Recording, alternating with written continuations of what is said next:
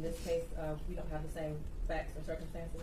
I do agree this is a circumstantial case, and circumstantial evidence is sufficient for bind over and even conviction. Today is January 9th, 2025, exactly 1 year, from the day Ziyah Harris disappeared. Before I get into the charges and the main charge of premeditated first-degree murder, I have to speak on Ziyah Harris and the community who failed her. And I am only presented with such evidence. I don't know the whole story. The attorneys know more than me, the family knows more than me, but from what I have heard over the last 4 days and 5 days total is that several people failed her. I don't know where her mother is. I don't know anything other than that she was forced to live in a home where she was not protected or given the adequate attention and love. I don't know where her father is. I don't have any mention of him in her life, no presence. To Cordell, aka King, and all the men who saw Jarvis Butts hanging out and always around these young girls, including Ziyah, and his 9-year-old daughter going up to the shop to clean up his shop. The school counselor who never showed up, or the person who was supposed to show up if that counselor was absent, after Ziyah was on the floor on the day she went missing, saying that she needed to speak to someone and speak to a counselor. There's no mention of CPS, but I wonder what their involvement was over the years, because this was not just a 1-year thing. There are text messages at least from 2022.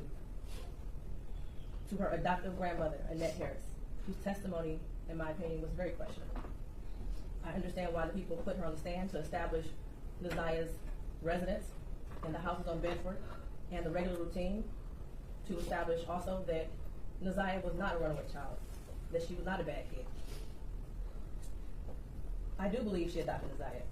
I do believe that she had 6 kids in the house. I believe that Ziyah had on a dark hoodie the day she went missing, and that she had on red and black Nikes that day. What is hard to believe is that the defendant never came into the house as she testified. And there was also a minor that testified that he did as well. Text messages that show between him and Ziyah that he did in the basement, saying he was going to the shower, stealing her panties. He was always lurking around that house and asking for Janiyah and Zaniyah, from what I know. I even thought about the breakfast routine and saying that all the kids like eating breakfast at school. Did they have a choice? I don't know. But to always send those girls up there to clean up the shop raises questions. And how were there 2 women in the house who have birthed children themselves who did not notice that Ziyah was pregnant, and I believe she was, and not having her period anymore? But then after hearing text messages today, begging Jarvis for pads as if she didn't have anyone else to give them for her. And what stood out the most was when Annette Harris stood on the stand, and she learned around 6 p.m. that Ziyah did not come home from school, and said she looked around for her and decided to wait until the next morning to call the police. Without a tear, without emotion, or any expression of being devastated. And to her Aunt Shannon, who also showed no emotion, expression of being devastated from Ziyah going missing. She stated that she had friends help look for Ziyah, but was directed to just wait until the morning to call the police. A grown woman who likely suspected something strange going on didn't feel the need to call the police either. They were both able to go to sleep at night without hearing from Ziyah or having any indication that she was coming home at night. And of course, the defendant, who I will get to in a minute. I don't know who else failed Ziyah, but the community did.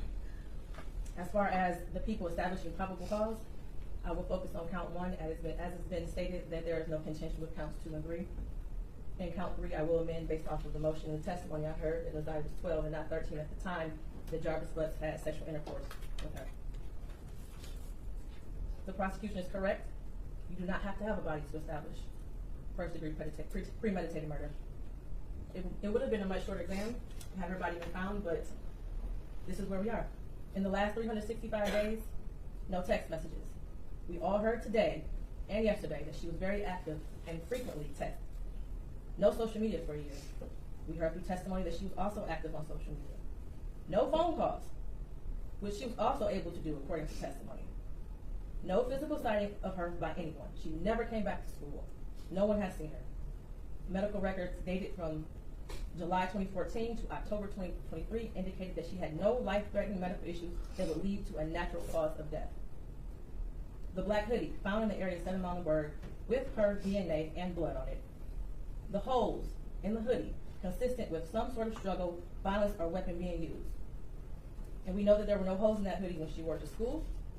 We saw a picture of her in a black hoodie on her last day that everyone saw her. I do believe her grandma testified truthfully about the sweatshirt that she had on and that was practically new. And the border agent who said that no evidence of animals would have destroyed the clothing or the shoes to possibly lead to animals tearing up that hoodie. The clear glasses found in the blue Nissan the day after she went missing. The behavior of the defendant when he snatched those glasses.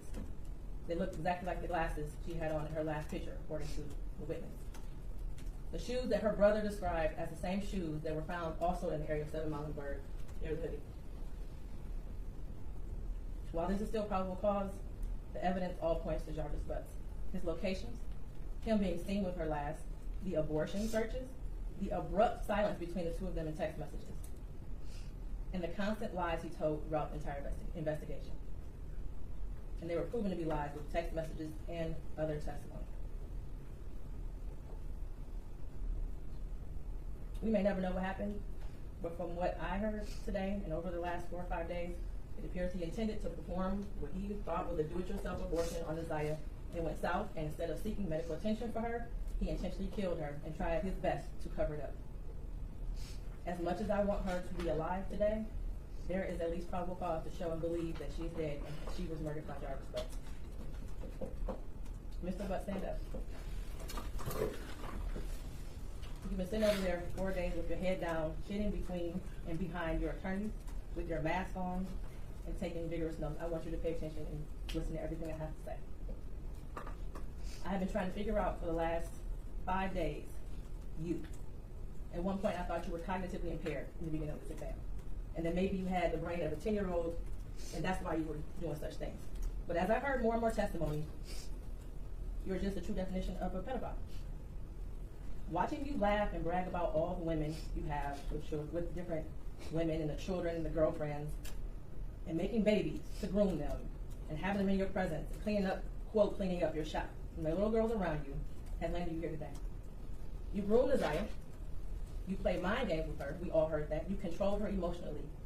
She was exposed to so much at such a young age. The text messages between you two were disgusting to hear.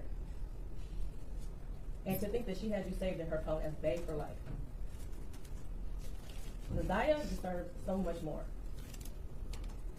And while I mentioned other people that failed her, Jarvis Butts, you are the monster in this whole picture. She did deserve love from her parents and everyone who was in her life. She was ignored, she was neglected, and you took complete advantage of that. She wanted someone to love her, and she will never know what that feels like. Your children deserve more. As much as defense counsel has raised issues on count 1, all that has done is raise the question of fact for the trier of fact, which means that this will be for a jury or a judge to hear in 3rd Circuit.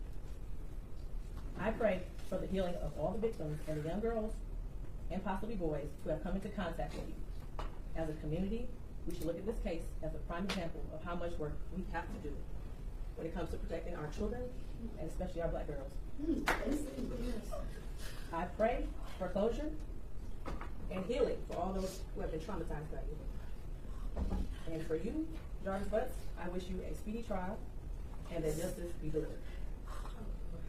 Your bind over date is January 16th at 9 o'clock a.m.